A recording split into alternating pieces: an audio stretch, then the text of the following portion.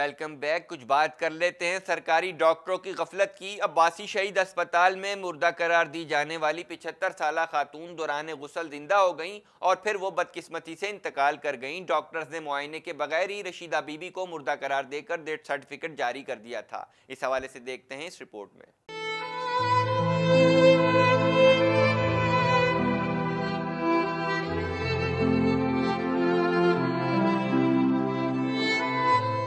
तफसीलात के मुताबिक अब्बासी शहीद अस्पताल में मुर्दा करार दी गई जिंदा होने वाली खातून इंतकाल कर गई। अब्बासी शहीद अस्पताल की सीनियर डॉक्टर सलमा के मुताबिक खातून का इंतकाल हो गया है और अब दोबारा खातून का डेथ सर्टिफिकेट जारी किया जाएगा। याद रहे कि 75 साला रशीदा बीबी को तबीयत खराबी के बायस अब्बासी शहीद अस्पताल लाया गया था। डॉक्टर्स ने तबीयत और टेस्ट की रिपोर्ट्स को देखते हुए खातून को अस्पताल में ही दाखिल करने का मशवरा दिया।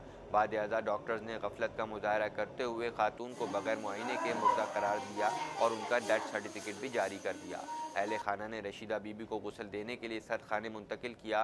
खातून को जब गुस्ल देने के लिए लाया गया और जैसे ही उन पर गर्म पानी डाला गया तो वो उठकर खड़ी हो गईं, जिसके बाद वहां मौजूद खवातीन ने खौफ की वजह से दौड़े लगा दी। खातून को होश में आने के बाद दोबारा अब्बासी शहीद अस्पताल मुंतकिल किया गया, ताहम वो बदकिस्मती से जाँबर ना हो सकी।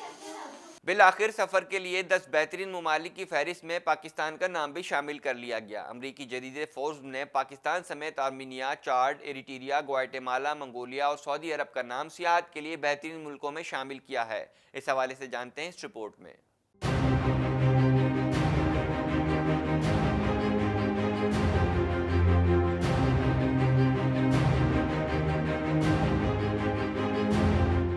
अमरीका के मारूफ कारोबारी जरीदे फोर्ब्स का कहना है कि बंद ममालिक अब खुल रहे हैं। सियाहत का काम करने वाली एजेंसियां इन जगहों को लोगों की रसाई के लिए मुमकिन बना रही हैं। फोर्ब्स की फहरिस्त में पाकिस्तान, आर्मीनिया, चाड, एरिट्रिया, ग्वाटेमाला, मंगोलिया और सऊदी अरब भी शामिल हैं।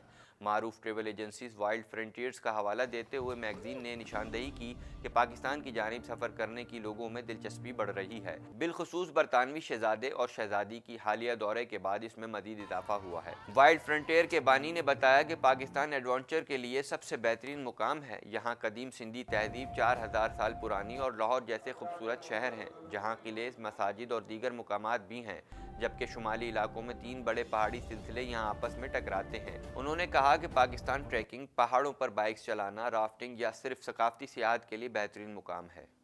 बैरून मुल्क मुकीम फंसे पाकिस्तानियों को हरगिज घबराने की ज़रूरत नहीं। सऊदी अरब के शहर तबूक में फंसे 80 पाकिस्तानियों की खबर पर हुकूमत ने नोटिस ले लिया, जबकि वज़ीर आज़म के मुआविन खुसूसी जुल्फ़ी बुखारी इस ज़मन में आम राब्ते भी कर रहे हैं। जुल्फ़ी बुखारी ने रियाज में मुकीम वेलफेयर अताशी को फौरी तौर पर मुतासरीन तक पहुँचने की हिदायत करते हुए कहा है कि सऊदी अरब में फंसे पाकिस्तानियों की हर मुमकिन इमदाद की जाएगी। इस हवाले से जानते हैं इस रिपोर्ट में।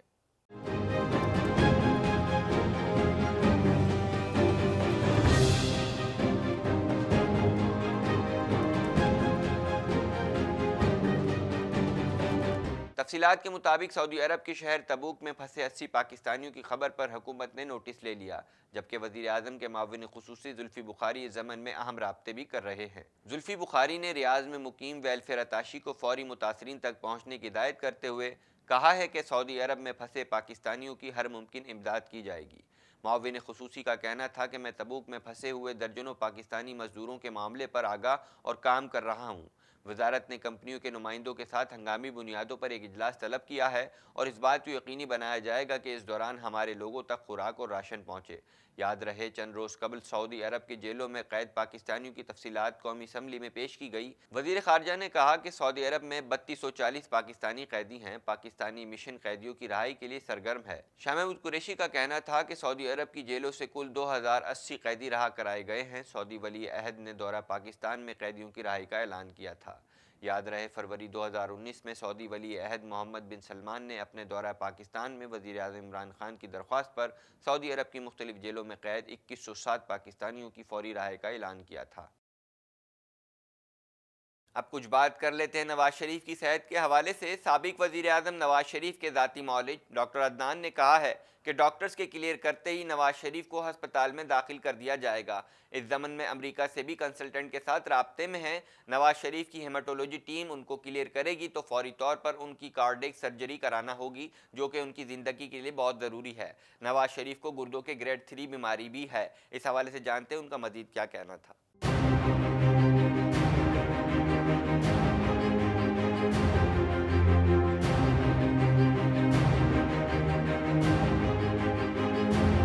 लंदन में ज़राए अब्लाग़ आमा के नुमाइंदों से गुफ्तगू में डॉक्टर अदनान का कहना था कि नवाज शरीफ की हिमाटोलॉजी टीम उनको क्लियर करेगी तो फौरी तौर पर उनकी कार्डियक सर्जरी करना होगी, जो कि उनकी ज़िंदगी के लिए बहुत ज़रूरी है।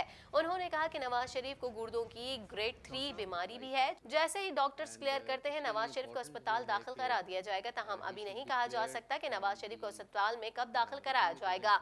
उनका ये भी कहना था कि अमेरिका से भी कंसल्टेंट के साथ राब्ते में है। The thing which is important is that there is an underlying renal disease, kidney disease है उनकी grade 3 diagnosed और established। तो जो procedure PCI's intervention है उसमें they have to use significant amount of contrast, जिसे डाय कहते हैं आप उसका ज़बान में, वो nephrotoxic होती है, it damages the kidney।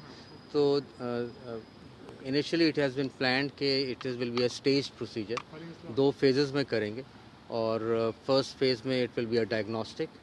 Actually जो है ये चेक करने के लिए कि वेयर इज़ द ब्लॉकेज और क्या एक्सटेंट ऑफ लीजन क्या है और क्या डिजीज़ प्रोग्रेशन है, because it has to be a graft surgery. उनकी बाईपास सर्जरी हुई है and he has got 4 grafts, तो has to be on the first phase and secondly जो लीजन्स हैं उनको फिर टैकल किया जाए। याद रहे कि साबिक वजीर आजम नवाज शरीफ 19 नवंबर 2019 से इलाज की गर्ज से लंदन में मुकीम है, जहां उनके मुसलसल टेस्ट और तिब्बी मुआयने किए जा रहे हैं। साबिक वजीर आजम की सेहत से मुतालिक उनके बेटे हुसैन नवाज का कहना था कि ख्वाहिश है कि नवाज शरीफ का इलाज एक छत तले हो, लेकिन उनकी तबीयत में बेहतरी के आसार नजर नहीं आ रहे। वालिद को मुतादिद बार मशवरा दिया कि अमेरिका से इलाज करवाएं। बिल आखिर हकीकत से हो गया है पर्दाफाश। बेनज़ीर इनकम सपोर्ट प्रोग्राम से फ़ायदा उठाने वाले गैर मुस्तहिक अफराद से मुतालिक मज़ीद तफसीलात सामने आ गईं। फहरिस्त से निकाले जाने वालों में ग्रेड 17 से ग्रेड 21 के आला सरकारी अफसरान भी शामिल हैं। चारों सूबों और विफाक से आला सरकारी अफसरान या उनके अहले खाना भी बेनज़ीर इनकम सपोर्ट प्रोग्राम के तहत वजीफ़ा वसूल करते रहे हैं। इस हवाले से जानते हैं इस रिपोर्ट में।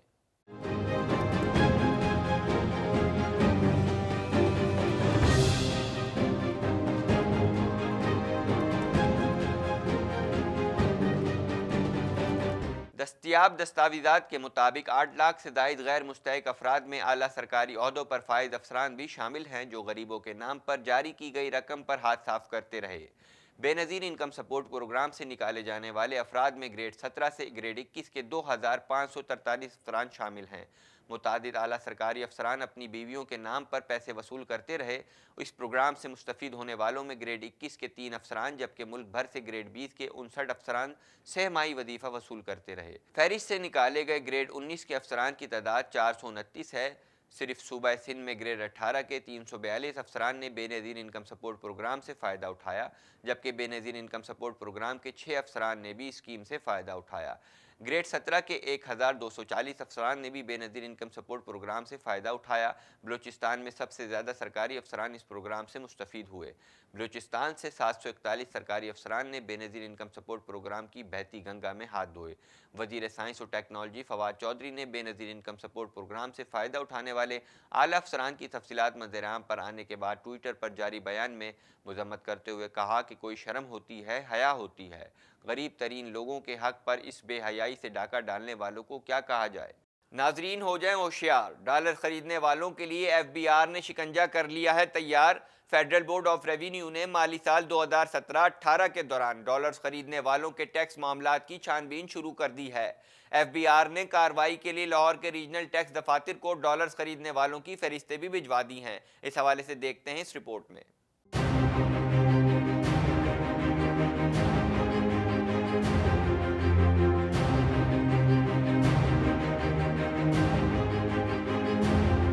तहकीकात के दौरान मालूम हुआ है कि माली साल 2017-18 के दौरान मुल्क भर में 24,000 अफराद ने डॉलर्स की बड़े पैमाने पर ख़रीदारी की।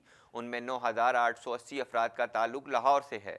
एफबीआर ने कार्रवाई के लिए लाहौर के रीजनल टैक्स दफातर को डॉलर्स खरीदने वालों की फहरिस्तें भिजवा दी हैं। एफबीआर ने डॉलर्स खरीदने वालों को नोटिस जारी करने की तैयारी भी मुकम्मल कर ली है, जिसमें डॉलर्स खरीदने वालों से पूछा जाएगा कि डॉलर खरीदने के लिए पैसे कहां से आए। अगर डॉलर में सरमायाकारी करने वाले फंड्स के ज़राए के हवाले से एफबीआर हुकाम को मुतमईन ना कर सके तो उनके खिलाफ सख्त कार्रवाई की जाएगी। ज़राए के मुताबिक बैंकों में रकूम जमा करवाने और निकलवाने पर विद होल्डिंग टैक्स के निफाज और एफबीआर की जानिब से बैंकों से बड़े खातेदारों की तफसीलात हासिल किए जाने के बाद लोगों ने भारी रकूम बैंकों से निकलवा कर डॉलर्स, पाउंड्स, यूरो और सोने की खरीदारी में सरमायाकारी की। इस सरमायाकारी से बड़े पैमाने पर काला धन सफ़ेद किया गया। एफआईए का बड़ा दावा सामने आ गया। एफआईए ने गुज़िश्ता 6 बड़े छापों में दाद और तहसीन वसूल करने के बाद दावा किया है कि ये ऑपरेशन इसलिए कामयाब रहे क्योंकि मुकामी पुलिस को इनकी पेशगी इतला नहीं दी गई। इस हवाले से जानते हैं इस रिपोर्ट में।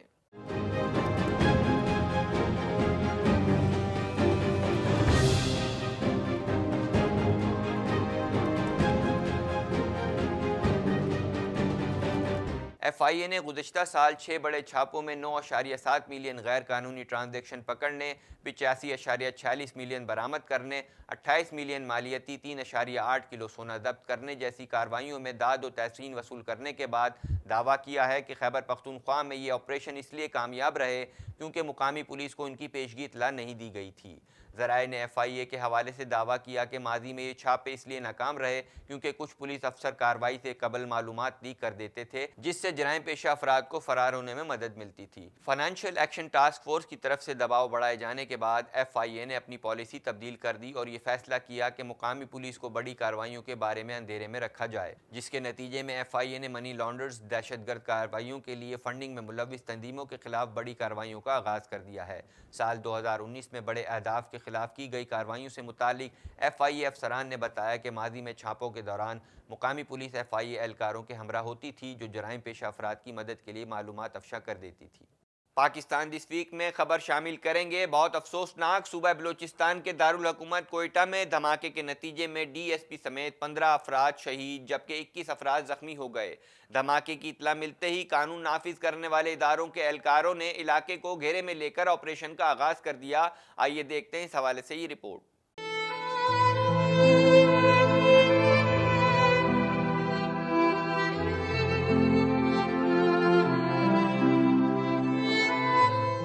सीटीडी के मुताबिक सैटेलाइट टाउन इसहाकाबाद में होने वाले धमाके का मुकदमा दर्ज कर लिया गया। मुकदमा नंबर 20/4 के तहत कत्ल व इक़दाम कत्ल समेत एक्सप्लोजिव एक्ट और दहशतगर्दी की दीगर दफात शामिल की गई हैं। पुलिस के मुताबिक खुदकुश बम धमाके के बाद शवाहिद इकट्ठे किए जाने का सिलसिला होनूस जारी है, जबकि जाए मौका पर पुलिस और एफसी की नफरी तैनात है। ख्याल रहे इसहाकाबाद में होने वाले बम धमाके को पुलिस ने इब्तिदाई इत्तलात में उसे खुदकुश धमाका करार दिया है, जिसमें डीएसपी और पेश इमाम समेत 15 नमाजी शहीद और 21 जख्मी हुए थे। दूसरी जानिब वज़ीर आज़म इमरान खान ने कोयटा धमाके की मजम्मत करते हुए कहा कि मस्जिद में नमाजियों को दहशतगर्दी का निशाना बनाना बुज़दिलाना फेल है। सूबाई हुकूमत जख्मियों का बेहतरीन इलाज यकीनी बनाए। शहीद डीएसपी हाजी अमानुल्लाह बेहतरीन और मिसाली अफसर थे। नाज़रीन, फिल वक्त पाकिस्तान दिस वीक में अपने मेज़बान वकार हुसैन को इजाज़त दीजिए। आइंदा हफ्ते आपके सामने फिर लेकर आएंगे पाकिस्तान भर की टॉप स्टोरीज़। अल्लाह ने निगहबान।